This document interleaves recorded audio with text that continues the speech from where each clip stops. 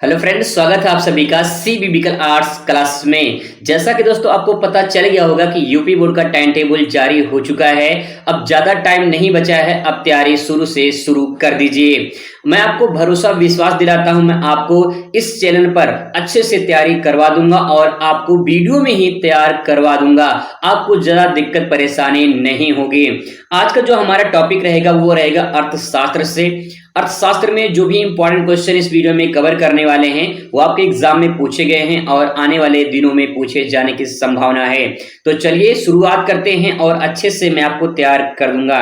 सबसे पहले इसको जूम कर लेते हैं ताकि जो है आपको स्पष्ट रूप में दिखाई दे और यहां से जो है क्वेश्चन को कवर करने वाले हैं।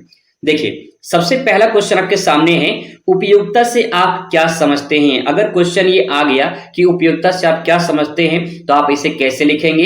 इसी सवाल को अथवा करके पूछ लेगा कि तुष्टि गुण से क्या अभिप्राय है। तुष्टि गुण क्या होता है ये समझना है। तो आइए सबसे पहले इसका जो है हेडिंग डाल देते हैं, उपयोगिता या तुष्टि गुण, और इसके बारे में लिखते हैं। क्या लिखेंगे? तुष्टि गुण या उपयोगिता किसी वस्तु की वह गुण या शक्ति है। इसका मतलब ये है कि जो उपयोगिता है, जो तुष्टि गुण है, वो या एक तो गुण कह सकते हैं या तो हम शक्ति कहते हैं, क्वालिटीज या कोई पावर है जिससे व्यक्ति को संतुष्टि महसूस होती है।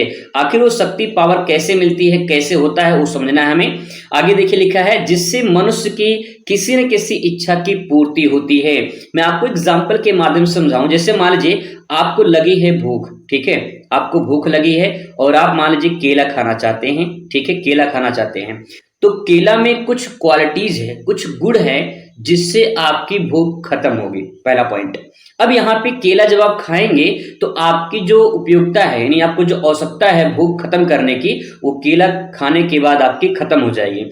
तो कहने का मतलब ये है कि जो वस्तु है, वस्तु को आप केला मान लीजिए, ठीक है, और केला में जो गुण है, जो पावर है, वो पावर क्या है, आपके भूख को खत्म कर देगा। ठीक है, ये पावर है उसके अंदर, ये क्वालिटी उसके अंदर है। किसके अंदर? केला। केला क्या है? वस्तु हो गया, और गुण जो उसके अंदर है, जो भूख को खत्म करने वाली है, वही आपकी उपयोगिता है, जिससे मनुष्य की किसी न किसी इच्छा की पूर्ति होती है। आपकी इच्छा थी केला खाने की, आप केला खा ली, आपकी भूख खत्म हो गई। भूख खत्म होने के बाद जो भी आपको संतुष्टि महसूस होती है, वही तुष्टि गुण या उपयोगिता होता है।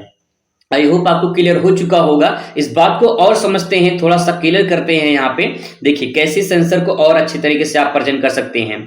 जो उपयोगिता तुष्टिगुण होता है, किसी वस्तु या सेवा की वह क्षमता होती है। क्षमता यानी ऐसी क्षमता है जो, जैसे केला खा लिया आप, तो केला खाने के बाद आपकी भूख खत्म हो गई। तो जो भूख खत्म हुई है वो किसके वजह से खत्म हुई? केला खाने से। यानी केला में कुछ ना कुछ पावर है, कुछ ना कुछ शक्ति है, कुछ ना कुछ क्षमता उसके अंदर है, जिससे हमारी आवश्यकताओं की पूर्ति करता है, यानी हमें संतुष्टि प्रदान करता है, वो उसके अंदर क्षमता है। आगे देखिए, जिससे मनुष्य की किसी जो मनुष्य की आवश्यकताओं को संतुष्ट किया जा सकता है, और उसी को क्या कहते हैं? उपयोगिता तुष्टिगुण के नाम से जाना जाता है। तो दोस्तों, अगर आपको एक लाइन में इस चीज को समझना है, इस प्रश्न को समझना है, तो आप बस समझ जाइए कि कोई भी वस्तु जिसको उपयोग करने से आपको संतुष्टि होती है, आपकी आवश्यकताओं की पूर्ति होती है, तो वो क्या कहलाता है? वो तुष्टिगुण या उपयोगिता के नाम से जाना जाता है। ठीक है, आई होप आपको क्लियर हो चुका होगा। चलिए बात करते हैं अगले क्वेश्चन पर। अगला क्वेश्चन आपके सामने है, सीमांत उपयोगिता क्या है। अभी तो हम सिर्फ उपयोगिता या तुष्टिगुण के बारे में समझे, अब यहाँ पे सीमांत आ गया है। देखिए, अगर आप तुष्टिगुण उपयोगिता समझ गए होंगे तो सीमांत उपयोगिता पल भर में समझ जाएंगे। एक आसानी से शब्दों में आपको समझाने की कोशिश करूंगा। सबसे पहले आप यहाँ पे हेडी डाल देंगे, सीमांत तुष्टिगुण या सीमांत उपयोगिता, जो भी एग्जाम में पूछा जाएगा आप हेडी डाल देंगे, उसके बारे में लिखेंगे। उपभोक्ता द्वारा किसी वस्तु के निरंतर उपभोग से प्रत्येक इकाई के बाद अगली इकाई की उपयोगिता कम हो जाती है। मैं आपको समझाऊंगा, बस थोड़ा सा सब्र रखिए, अच्छे से समझा दूंगा, ठीक है, जो भी यहाँ पे लिखा गया है। अतः उपभोग की गई इकाइयों से अंतिम इकाई को सीमांत इकाई के नाम से जाना जाता है। ठीक है, तो सीमांत क्या होता है? जैसे मान लीजिए आपको भूख लगी है, ठीक है, आप एक रोटी खा लिए, फिर 2 रोटी खा लिए, फिर 3 रोटी खा लिए, ठीक है। जब आप भूख लगी है तो भूख जब लगी, जब एक रोटी खाएंगे, मान लीजिए इसमें 10 इकाई मतलब 10 यूनिट ऊर्जा आपको मिल गई, ठीक है। फिर जो दूसरी रोटी खाएंगे तो आपकी एनर्जी थोड़ी सी कम हो जाएगी, यानी भूख थोड़ी सी कम हो जाएगी। तो मान लीजिए 8 इकाई खा लिए, ठीक है, 8 इकाई मतलब एनर्जी मिलेगी। फिर तीसरा जो रोटी खाने आएंगे तो क्या फिर उतना एनर्जी मिलेगा? नहीं, आपको मतलब यहाँ पे 6 अच्छी एनर्जी मिलेगा। कहने का मतलब दोस्तों ये है कि जैसे जैसे रोटी की संख्या बढ़ती जाएगी आपकी भूख कम होती चली जाएगी, ठीक है। वही चीज यहाँ पे कहा गया है कि जो अंतिम इकाई होती है, जो अंतिम इकाई होती है उसी को सीमांत इकाई के नाम से जाना जाता है। और देखिए नाम से ये स्पष्ट है, सीमांत मतलब सीमा के अंत पर, यानी जो बाउंड्रीज होती है उसके सीमा के अंत की बात कही जा रही है। जिससे भारत पाकिस्तान का बाउंड्री है ना, तो सीमा के अंत यानी बाउंड्रीज की बात हो रही है। वही चीज यहाँ पे है कि जो वस्तु आप भोग कर रहे हैं, जो अंतिम वस्तु रहेगी उससे जो आपको तुष्टि गुण मिलेगी, जो संतुष्टि मिलेगी, वो कहलाती है सीमांत तुष्टि गुण, सीमांत उपयोगिता के नाम से जाने जाती है, ठीक है। आइए और इसको क्लियर करते हैं ताकि आपको कोई डाउट ना रह जाए। देखिए सीमांत इकाई हो गया। अब देखिए आगे लिखा है, सीमांत इकाई के उपभोग से जो तुष्टि गुण प्राप्त होता है वही सीमांत उपयोगिता कहलाता है। मैंने आपसे कहा कि जैसे आप मान लीजिए 8 रोटी खा गए, ठीक है, 8 रोटी खा गए। अब 8वीं रोटी से जो भी आपको तुष्टि गुण प्राप्त होगा, जो भी संतुष्टि मिलेगा कि अब मेरे भूख खत्म हो गई है, 8 रोटी खा लिए भैया, अब भूख खत्म हो गया, तो जो वहां से संतुष्टि मिलेगी, जो आपकी तुष्टि गुण प्राप्त होगा उसी को सीमांत तुष्टि गुण कहते हैं। 8वें रोटी के बाद जो है आप जो खाएंगे उसके बाद, ठीक है। तो वही चीज कहा गया है। यहाँ पे फार्मूला दिया गया है, फार्मूला सीमांत उपयोगिता है। यू बराबर होता है T U N minus T U N minus 1 होता है, ठीक है। इसका मतलब ये है, यू का मतलब होता है मार्जिनल यूटिलिटी यानी सीमांत उपयोगिता बोलते हैं इसको। टीयू मतलब टोटल यूटिलिटी मतलब कुल उपयोगिता, और जो यन यहाँ पे दर्शाया गया वो इकाई की संख्या है, ठीक है। मैं आपको और एग्जांपल से क्लियर कर देता हूं ताकि आपके मन में और कोई डाउट न रह जाए, ठीक है। अब दोस्तों आप यहाँ पे देख सकते हैं, जैसे मान लीजिए यहाँ पे पूरी की इकाई है, मैं यहाँ पे पूरी ले लेता हूँ, रोटी ले लेता हूँ, कुछ भी ले लेते हैं यहाँ पे। तो यहाँ पे माने पूरी की इकाई यन हो गया, ठीक है। सीमांत उपयोगिता यू हो गया, और यहाँ पे कुल उपयोगिता यानी टी यू हो गया, ठीक है। अब देखिए यहाँ पे देखिए 1 2 3 4 5 6 7 ऐसी संख्या बढ़ रही है, यानी पूरी की जो संख्या है वो बढ़ रही है। अब पूरी की संख्या बढ़ रही है, जब आप एक पूरी खाए होंगे तो भूख आपको ज्यादा लगी होगी, तो वहां से आपको ज्यादा मतलब संतुष्टि मिलेगी, ज्यादा आपकी तुष्टि को प्राप्त होगी, यानी मान लीजिए 10 इकाई आपको प्राप्त हुआ यहाँ से। जैसे जैसे पूरी की संख्या बढ़ती जाएगी आपकी आवश्यकता जो है यहाँ पे कम होती चली जाएगी, और एक ऐसी आवश्यकता आएगी जहां पे आपका पेट भर जाएगा और आपका एकदम जीरो हो जाएगा कि भैया अब पेट भर चुका है, अब कुछ खाने का मन नहीं कर रहा है। लेकिन अगर इसके बाद भी आप जबरदस्ती खाते हैं तो आपकी तुष्टि गुण माइनस में चली जाती है। जैसे आप यहाँ पे देख पा रहे, कुछ लोग होते हैं बफर सिस्टम में पहुंच गए हैं, जबरदस्ती खाए जाते हैं, फिर इसके बाद जब परेशान हो जाते हैं तब कहते हैं भैया आवश्यकता से ज्यादा खा लिए। यानी आवश्यकता से ज्यादा खाने का मतलब यह कि आपको संतुष्टि नहीं मिली है। एक ऐसा अवस्था आता है जहां पे आपका पेट भर जाता है और आप कहते हैं भैया पूरी तरह से बढ़िया मजा आ गया, खाने में संतुष्ट हो गए हैं। लेकिन अगर उसके बावजूद भी आप खाते हैं तो तुष्टि गुण माइनस में चला जाता है, और यही यहाँ पे जो आपका जीरो होता है वही संतुष्टि बिंदु होता है कि यहाँ पे आकर आपको पूरी तरह से संतुष्टि मिल चुकी है। अब यहाँ पे देखिए कुल उपयोगिता कैसे निकालते हैं। कुल उपयोगिता आपकी पहली इकाई 10 हो जाएगी, 10 मिली इससे। जब दोबारा खाएंगे तो टोटल ये आपके पास 18 इकाई आ जाएगी, टोटल ऐड हो जाएगा, यानी 10 8 18 हो जाएगा, ठीक है। फिर 18 में 6 जोड़ेंगे तो 24 आ जाएगा, 24 इकाई हो जाएगी, क्योंकि आपकी जो उपयोगिता वो तो बढ़ रही है ना, बढ़ रही है। तो यहाँ पे देखिए इसके बाद 24 में 4 जोड़ेंगे तो यहाँ पे 28 आ जाएगा, 28 में 2 जोड़ेंगे 30 आ जाएगा, फिर 30 में 1 जोड़ेंगे 31 आ जाएगा। फिर एक ऐसी अवस्था आएगी जहां पे आपको पूर्ण संतुष्टि मिल जाएगी। लेकिन जैसे जैसे आप माइनस में, नहीं आपको आवश्यकता ज्यादा अगर आप खा लेंगे तो आपकी तुष्टि गुण कम होती चली जाएगी, यानी ग्राफ नीचे चला जाएगा।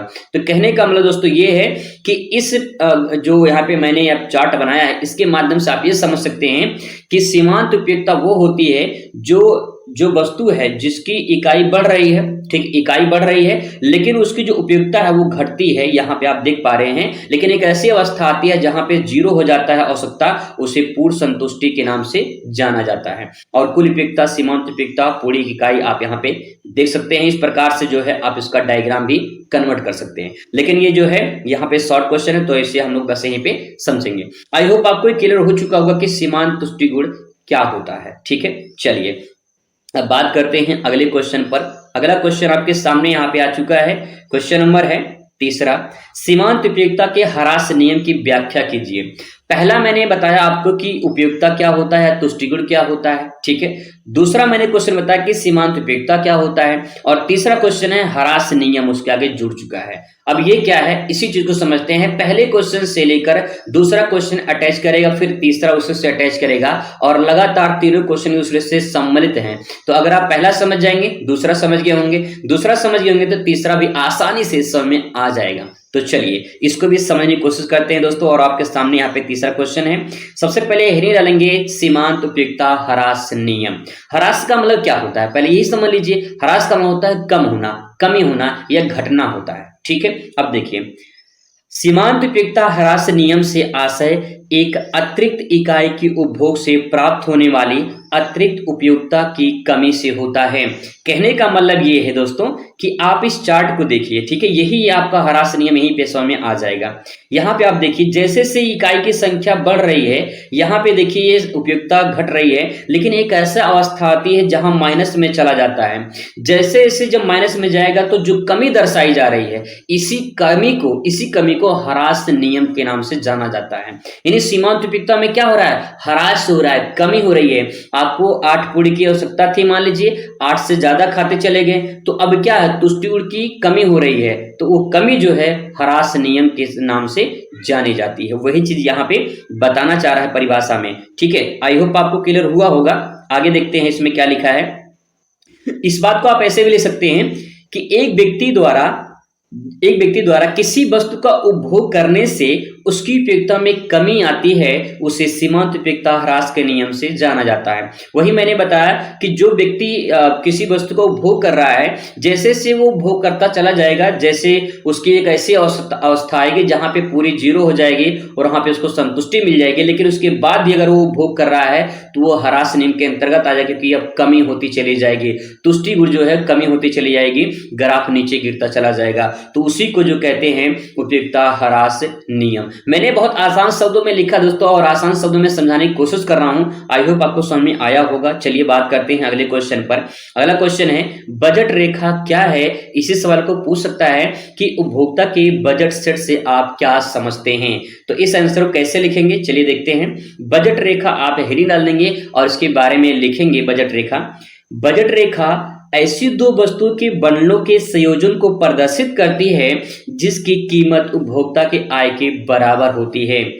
अब देखिए सिंपल सी बात ये है कि मान लीजिए कोई वस्तु एक है, ये कोई वस्तु बी है। ठीक है, ये जो एक वस्तु है और जो बी वस्तु है, इन दोनों के बराबर उपभोक्ता की आय होनी चाहिए। वही बात यहाँ पे कहा गया है कि दो वस्तु का ऐसा संयोजन होता है, संयोजन मतलब मिला होना चाहिए, ऐसा संयोजन होता है जिसकी कीमत उपभोक्ता के आय के बराबर है। सिंपल सी बात यह है कि अगर आपके जेब में 100 रुपए हैं, ठीक है, आप दो वस्तु लेना चाहते हैं, तो दो वस्तु के दाम के बराबर आपके जेब में पैसा होना चाहिए। तो अगर आपके जेब में उतना पैसा है, इसका मतलब ये है कि उपभोक्ता जो रेखा है, बजट जो रेखा है, वो क्या है, इक्वल है, बराबर है। लेकिन अगर आपके जेब में मान लीजिए 10 रुपए है और आप दो सामान लेना चाहते हैं, दो सामान का दाम 100 रुपए है, तो क्या वो सामान खरीद पाएंगे, नहीं हो पाएगा। लेकिन अगर आपके जेब में 100 रुपए हैं और उस वस्तु की कीमत 50 रुपया है, तो आपके जेब में बराबर है।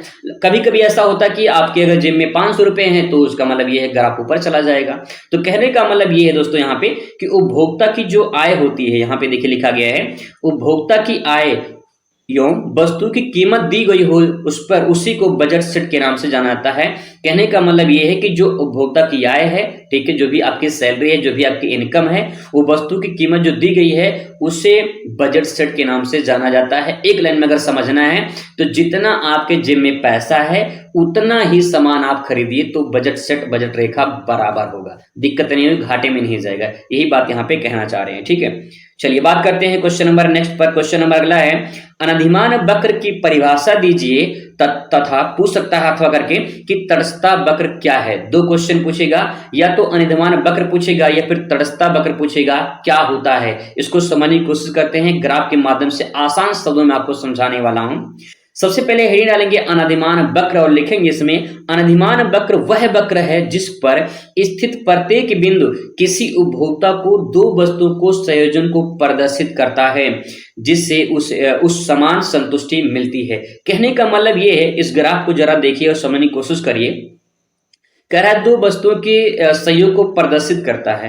मान लीजिए यहाँ पे एक वस्तु y है, एक वस्तु यहाँ पे जो है x है, और यहाँ पे जो अनधिमान वक्र है, यहाँ पे जो संतुष्टि मिल रही है, यही IC यानी जो है अनधिमान वक्र के नाम से जाना जाता है। बहुत ही सिंपल आसान शब्दों में अगर समझना है तो आप इतना समझ जाइए कि जो y वस्तु है और जो x वस्तु है, इन दोनों पे यहाँ पे संतुष्टि प्राप्त हो रही है व्यक्ति को, और जो जहां पे जिस बिंदु पर संतुष्टि प्राप्त हो उसी को अनधिमान वक्र के नाम से जाना जाता है।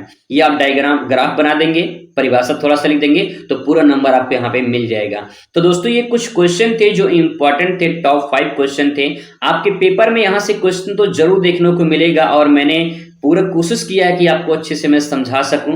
आई होप आपको समझ में आया होगा। तो चलिए मुलाकात करेंगे अगली वीडियो में, तब तक खुश रहिए, मस्त रहिए और